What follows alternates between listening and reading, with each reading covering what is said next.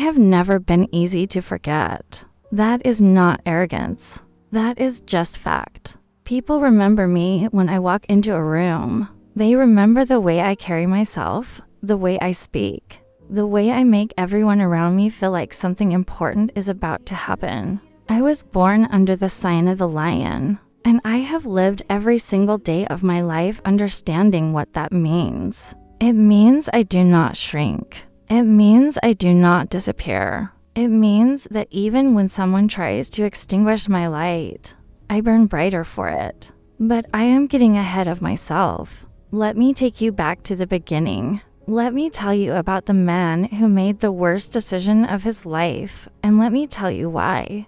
In the end, it was the making of me. His name was Daniel. I met him at a gallery opening. One of those evenings where the city seems to dress itself up just to impress you, where the lights are warm and everyone is holding a glass of something expensive and pretending to care about the art on the walls. I was wearing a dress the color of deep amber, and my hair was down. And I remember walking through the door and feeling, as I always do, that I belonged exactly where I was.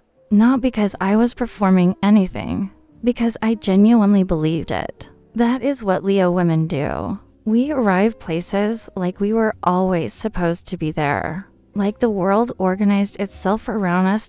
Daniel was standing near one of the larger paintings, something abstract and blue. And he was one of those men who looks like he has never been uncomfortable in his life. He had a way of standing that suggested he owned things, not just objects, but ideas, rooms, conversations. He was handsome in a clean, architectural way. The kind of handsome that photographs well and ages gracefully. He looked at me the way men look at things they want, but are not sure they deserve. And that hesitation was what made me interested. I am usually surrounded by men who are too confident, who approach me with a certainty that feels more like conquest than attraction. Daniel was different. He was cautious, and I mistook caution for depth. We talked for 2 hours that night, about everything and nothing, about the city and the art and the way certain songs feel like they belong to a specific era of your life. He was intelligent and funny, and he listened when I spoke, which is rarer than it should be. By the end of the evening, he had my number, and I had the feeling that something was beginning. That particular feeling I have always trusted. The feeling that the story is just starting. What followed were 8 months that I believed in completely. We were not just dating. We were building something. That is how it felt to me. I put everything into that relationship the way. I put everything into whatever I decide matters to me, which is to say I held nothing back. I was present. I was passionate. I planned trips and remembered the small things he mentioned in passing, and showed up for the hard moments without being asked. When his father was in the hospital, I drove 3 hours in the rain to be there. When he had the presentation that could have changed his career, I stayed up with him until 2 in the morning helping him prepare. I did not do those things to be praised for them. I did them because I was in it. Fully, completely. The way I do everything. I also loved him visibly. I want to say that plainly because I think it matters. I was not afraid of loving him out loud. I told him what he meant to me. I celebrated him in front of his friends, in front of my friends, in any room we were in together. I made him feel like a man who had been chosen by someone worth being chosen by. And I believed, because he told me so, that he felt the same way.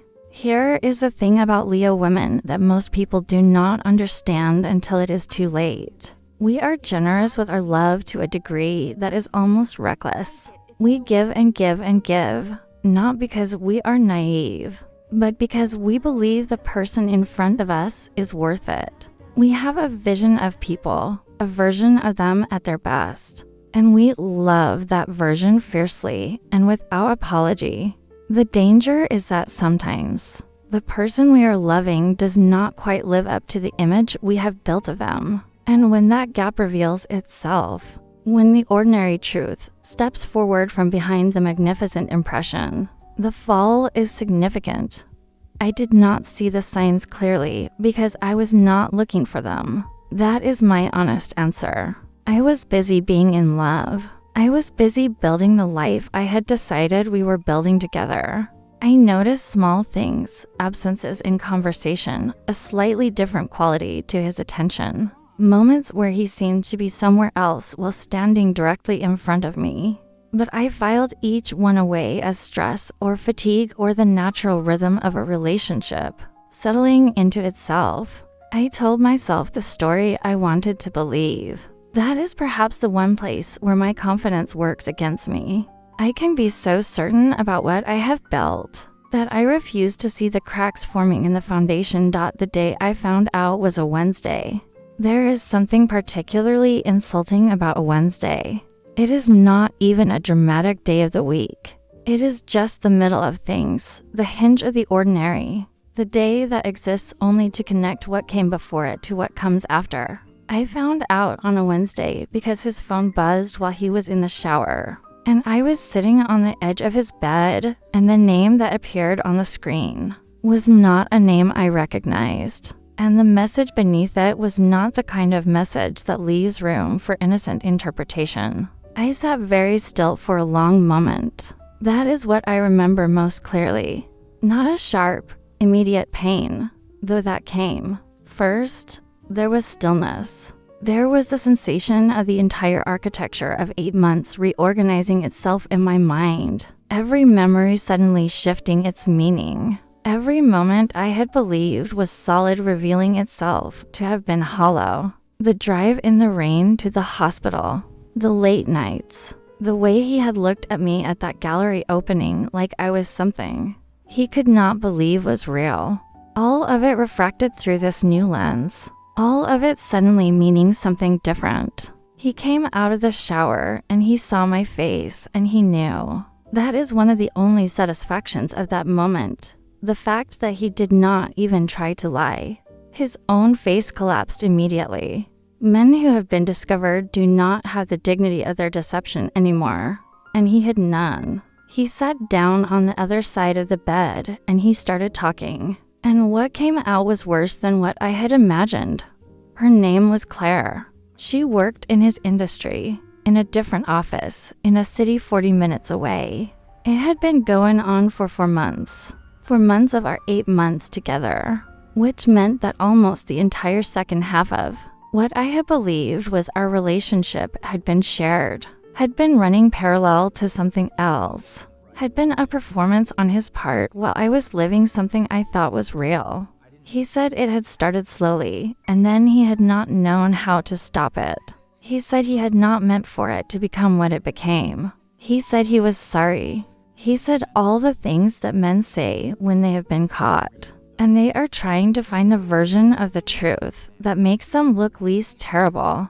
But here is what he also said, and this is the part I want you to understand, because this is the part that cut deeper than anything else. The part that had nothing to do with Claire and everything to do with me. He said that being with me was exhausting. He said that I was too much. He said that the way I loved him, the visibility of it, the intensity of it, the way I expected that love to be matched and honored, it had overwhelmed him. He said that with Claire it was easier, quieter, that she did not require him to rise to any particular occasion, that she was, and I remember this word exactly because it lodged itself somewhere behind my ribs. She was simple. He left me for someone simple. He left a woman who drove through rain to be beside him, who celebrated him in every room, who made a study of the things that mattered to him and loved him with every tool she had. And he chose someone simpler. He chose ordinary because he could not maintain the level that being with me required. And in that moment, I understood something that I had never quite had to confront before, that my love was not the problem. His capacity was ****. I asked him to leave. I said it once, clearly, without raising my voice, which is not nothing. Anyone who tells you that Leo women are always dramatic has never seen one at the exact moment when pride and heartbreak converge. There is a particular stillness that comes over us when something is irrevocably over. A regal composure that is not cold but is controlled. That holds everything that is breaking inside it like a hand cupped around a flame. I asked him to leave, and he left, and I shut the door behind him, and then I stood in the middle of my apartment for a long time in the silence. I want to be honest about what happened next because I think it is important, and because I have told polished versions of the story that leave out the parts that were not graceful. The truth is that the first week was terrible. I cried in ways I had not cried in years, long, uncontrolled, undignified crying that had nothing to do with composure. I called my best friend at 11 at night and talked for 3 hours. And she stayed on the phone the entire time without once telling me that I should calm down or that it would be fine. I ate badly and slept worse and spent 2 days barely leaving my apartment, wrapped in the specific misery of someone who had given completely and received incompleteness in return. But on the 8th day, something shifted. I woke up and the first thing I felt was not sadness. It was anger. And for a Leo woman, anger is fuel. I sat up in my bed and I thought about what he had said, that I was too much, that my love was too visible, too demanding, that he had needed to find someone smaller to hide beside. And I thought, with a clarity that surprised me, that this was his failure, not mine. He had been handed something extraordinary, and he had not had the character to hold it. That is not a problem with the gift. That is a problem with the recipient. I got up and I showered, and I made myself a proper meal for the first time in a week, and I sat at my kitchen table, and I thought about who I was going to be on the other side of this, because here is what most people do not know about Leo women until they watch us move through loss. We are not destroyed by betrayal. We are clarified by it. The fire that seemed like it might consume us turns out to be purifying. We burn off everything that was not real, and what remains is more precisely us than we were before. I had spent 8 months in a relationship that had, in its second half, been a fiction. And I had loved that fiction with everything I had. But that love had not been wasted. It had been proof of what I am capable of. The problem had never been my capacity. The problem had been his.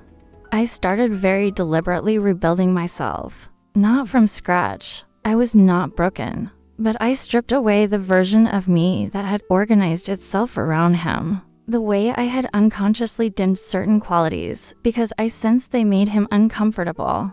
The way I had occasionally softened my opinions in conversation because I could feel him retreating from the full force of them. I had done those things without fully realizing I was doing them, which is something I think happens to strong women in relationships, where the other person is not strong enough to meet them. We do not always know we are shrinking. We tell ourselves it is compromise. We tell ourselves it is grace. And sometimes it is. But sometimes it is just the slow erosion of self in response to someone who cannot rise.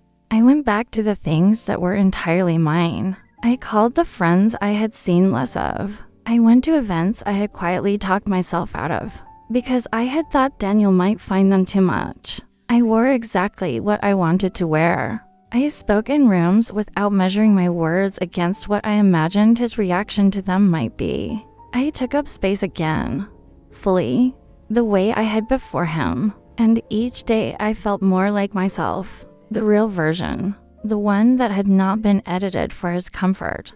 2 months after we ended, I ran into him at a restaurant. He was with Claire. I want to describe this moment because it was instructive. She was fine. I do not mean that dismissively. She was a perfectly nice-looking woman who seemed pleasant enough. But she was, as he had said, simple. There was nothing particularly remarkable about her. She was the kind of person who takes up exactly as much space as she needs to and no more, which is not a flaw. It is just a different kind of presence than mine. He saw me across the room and something moved through his face that I recognized. Not guilt, though that was there too. Regret. The particular regret of a person who made a choice in a moment of weakness and has lived with the full weight of that choice ever since. I nodded at him. I smiled. Not a small, tight smile, but a real one, full and warm and completely unbothered. Because I was with my friends and I had ordered something wonderful, and I was wearing a dress that I loved, and I felt entirely like myself in a way that I had not felt in months, maybe longer. He nodded back and looked away, and I turned back to my table, and that was the end of Daniel in my life. The thing about being a Leo woman is that we do not revenge. That word implies a smallness of spirit that does not belong to us. We do not spend our energy planning the downfall of the people who hurt us. We spend our energy building ourselves back into something that makes their choice look like exactly what it was: an inability, a failure of nerve, a settling. The best response to a man who chose ordinary over you is not to punish him. It is to become, visibly and unapologetically, everything you already were. I want to talk about pride for a moment because I think it is misunderstood as a quality. People hear pride and they think vanity, which is the shallow version of it. Real pride is not about thinking you are better than other people. Real pride is about understanding your own worth so clearly that no one can take it from you. It is about knowing what you bring to a room, to a relationship, to a life, and refusing to let someone else's limitations diminish that understanding. Daniel called me too much, and I could have taken that and carried it as a wound. Could have spent the years after him making myself smaller in preemptive apology to whoever came next. Some women do that. I understand why. The instinct to protect yourself from future pain by reducing the surface area of yourself is real, and it makes a certain terrible sense. But I have never been able to do it. I have tried in small ways, and every time I do, I feel the same thing. A kind of internal wrongness, like a note played in the wrong key. I was made a particular way. I love loudly, and I grieve loudly, and I show up completely, and I fill rooms. And I am not willing to apologize for any of it. Not anymore. Not after everything. Because the truth that I came out of that relationship knowing more completely than I had known it before is this: the right person will not find my full presence to be too much. They will find it to be exactly enough. They will rise to meet it.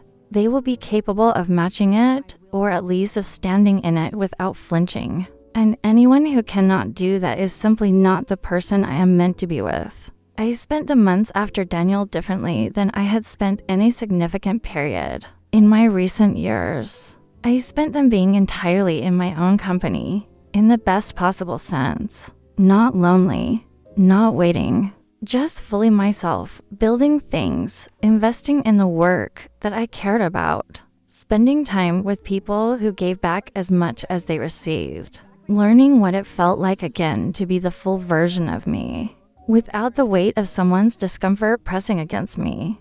It was not always easy. There were evenings that were harder than they looked from the outside. There were moments when I missed the specific warmth of being in a relationship, not Daniel. But the feeling itself, the particular intimacy of having someone who knows the interior of your life. But I also found, in that period of being alone, something I had not expected. I found relief. I found the relief of not managing someone's ego alongside my own energy. The relief of not quietly wondering whether I was too much today, in this particular moment, with this particular person. The relief of taking up exactly as much space as I naturally occupied, without the low-level vigilance of someone who has learned to monitor herself, in the presence of a person who prefers her smaller. That relief was informative. It told me something I had not consciously known about the texture of those 8 months. It told me that I had been, in ways I had not entirely recognized, holding my breath. I breathed out, fully, and it was one of the best things I ever did. 6 months after Daniel, I was introduced to someone through work. His name was Marcus, and what struck me immediately was that he did not seem the least bit intimidated by me. Not in an arrogant way. He was not trying to compete with me, but he was secure enough in himself that my presence did not require him to diminish it. We had dinner, and I was entirely myself. No editing, no quiet measuring of how much was appropriate, no internal monitoring, just fully present and fully me. And he met me there. He laughed at the right moments and pushed back at the right moments, and looked at me across the table with the expression of someone who is enjoying exactly what they are encountering rather than trying to manage it. It was, I realized, what I had always deserved and had not quite had. I am not telling you this story because it ends with Marcus, though it continues with him, and well, I am telling you this story because of what it teaches, about the particular lesson that betrayal has for a Leo woman. When she is willing to receive it honestly. The lesson is not that we should love less. It is never that. The lesson is not that we should make ourselves quieter or smaller or more accommodating of people who cannot hold us. The lesson is discernment. It is the hard, patient, ultimately generous work of recognizing who has the capacity to be in your life and who does not, and releasing both with grace. Daniel did not have the capacity for me. That is a fact, not a judgment. He could not hold what I was offering, and he proved it in the worst possible way. But the failure was his, not mine, and the decision to believe otherwise would have been the real tragedy. Leo women are built for love. We are built for it the way we are built for warmth and light, which is to say constitutionally, fundamentally, in the marrow of who we are. We love in a way that is not casual or accidental. We love on purpose, with intention, with the full force of a nature that does not know how to be halfway about anything. That quality will sometimes attract people who are not equal to it. People who want the warmth without the fire, the light without the heat, the admiration without the accountability. And when those people reveal themselves, as they always eventually do, the appropriate response is not to dim ourselves. It is to let them go and trust that the next person who walks toward that fire will be someone who was built for it. There is something else I want to say, something I have thought about many times in the years since that Wednesday, since the gallery and the amber dress and all those months of believing. I was building something real. I want to say it about the kind of love that a Leo woman offers and why it is worth something, even when it is not received the way it deserves to be. Because the love I gave Daniel was real. It was real even though he was not honest. It was real even though he was choosing elsewhere. My feelings did not become false when his behavior was revealed to be false. And that matters. The love itself was true. The person it was given to was not. Those are different things. I was not wrong to love the way I loved. I was wrong only to give that love to someone who had not demonstrated that he had earned it. And now I know the difference. I know the difference between a man who is cautious because he has depth and a man who is cautious because he is afraid. I know the difference between someone who looks at me like something he can barely believe and someone who looks at me like something he is not sure he wants to maintain. I know the difference between intimacy and performance. I know the difference because I lived the mistake and came out the other side of it, knowing myself more completely, living myself more honestly, and understanding what I will and will not accept with a precision that I did not have before. That is the gift that betrayal gives. When you are willing to receive it with open hands rather than a closed fist, it gives you clarity. It gives you the particular knowledge of yourself that only comes from being tested and finding out what you are made of. And what I am made of, what I have always been made of, is something that does not break. It bends briefly, beautifully, and then it rights itself, and it is stronger for having bent. He chose someone ordinary. He left a woman who gave him everything she had, and he went to someone who required less of him, who asked less, who reflected less of his own insufficiencies back at him. And for a time, perhaps, that felt like relief to him too. The relief of being mediocre in the presence of someone who cannot see the difference. But I have never been able to imagine that kind of relief for myself. I have never wanted to be in a room where no one can see me clearly. I want to be seen, fully, uncomfortably, in all the brightness of what I actually am. And I am willing to wait as many times as necessary for the person who can stand in that light without looking away. Because I have never been easy to forget, and I never will be. And that is not arrogance. That is just the truth that Daniel confirmed for me on the day. He made the worst decision of his life. He thought he was leaving behind something that was too much. What he was actually leaving behind was something he was never enough for. I walked out of that restaurant and into the warm evening air, and I remember looking up at the city and feeling something I can only describe as settled. Not vindicated exactly, not triumphant, just completely and peacefully myself. The lion does not concern herself with the opinions of the man who could not tame her. She simply walks on, into the next thing, into the fullness of what she was always meant to be. And I kept walking, into everything that came next, into all of it, without looking back.